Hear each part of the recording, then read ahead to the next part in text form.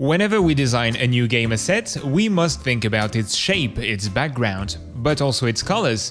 Each environment or character of our game must be based on a harmonious set of color swatches, also called a color palette.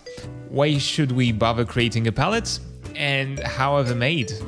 We are going to answer those questions in the next few How to Game Art. Color palettes structure our creations. They offer us an opportunity to isolate the color from the other elements of our paintings and to refine it. That way, we can maximize its impact on the viewer. However, this doesn't mean that we should separate the process of compiling colors and the game asset's production. We can build our palettes while we paint. You can prepare your color swatches even before you start drawing. If you know what mood you are going for from the concept phase, you can choose some corresponding tones from the get-go. For example, if I'm looking to paint a violent, powerful picture, I know that I could focus on a monochromatic color scheme: white, black, and a bright red. Your colors don't have to be set in stone though. To come up with a strong palette, you need to iterate on it. You can tweak each of its components as you work. Yet, once you get past the initial blocking of your painting, your main swatches shouldn't change too much. How many colors should we use in any given palette? I would advise you to start with either 1 or 2 main colors, and maybe a few secondary tones. The more colors you add to your palette, the more relationships you have to handle between them.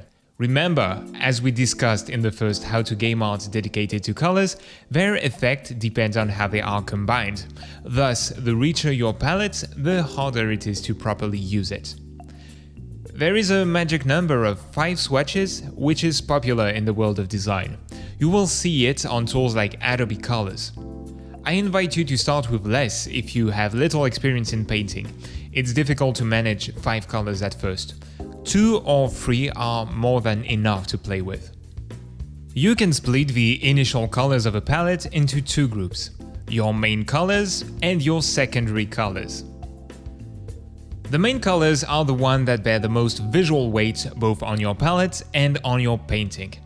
They are the colors that will structure your creation. They are meant to shine to the eyes of the viewer, to reinforce the expected feel of your creation. You can think about the red cloak of the Little Red Riding Hood, for example. The main colors will often be the most saturated and the brightest swatches of your palette. This doesn't mean that these colors will occupy most of your painting's surface though. A touch of a vibrant color in the middle of a dull environment is enough to create a striking contrast. Secondary colors are meant to support the main colors. They add some kind of counterweight, an undertone for your main colors to contrast with.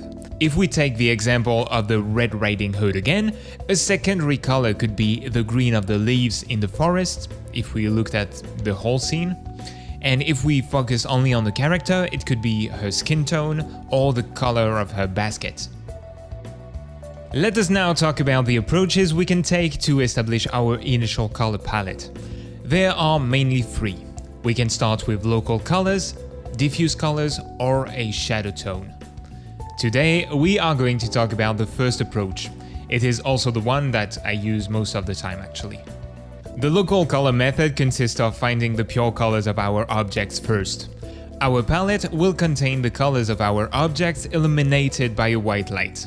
In other words, we are meant to pick the colors of our objects in a general setting. The colors are not altered by any colored light or an absence of light. Note that local colors are not necessarily the most luminous colors of our paintings. This type of palette is particularly useful in 2D games. In most cases, we have to create assets that are compatible with a multitude of environments. Gameplay-related assets must both blend with and stand out on any type of background.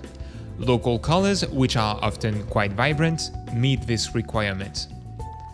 Also, in 2D, we rarely have access to information relative to the volume of our objects, unlike in 3D.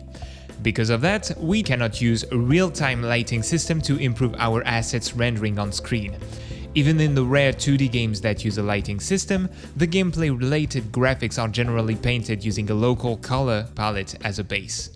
That is the case in the Rayman series, for example. That's it for today. If you liked the video and want to see more, don't hesitate to become a subscriber. That way you'll be notified whenever I release a new tutorial.